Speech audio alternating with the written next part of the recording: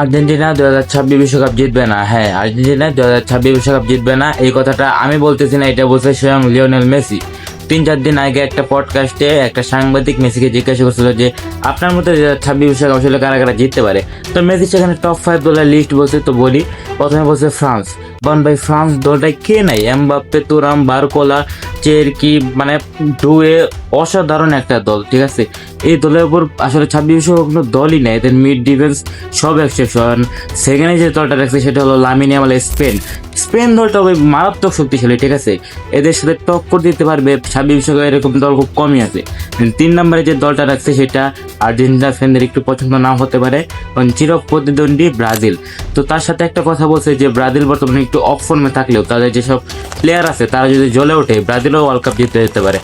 4 নম্বরে যে দলটা রাখছে সেটা মেসি ফ্যানদের পছন্দ নাও হতে পারে, কারণ এটা হলো ক্রিস্টিয়ানো রোনালদোর পর্তুগাল, ঠিক আছে।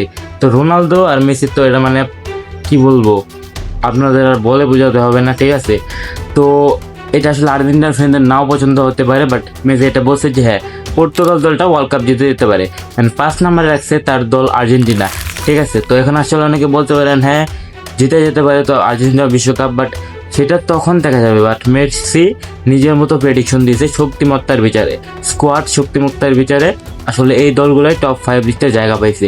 এখন যদি আর্জেন্টিনা 2026 বিশ্বকাপ জিতে যায়, জিতবে, সমস্যা নেই, ঠিক আছে।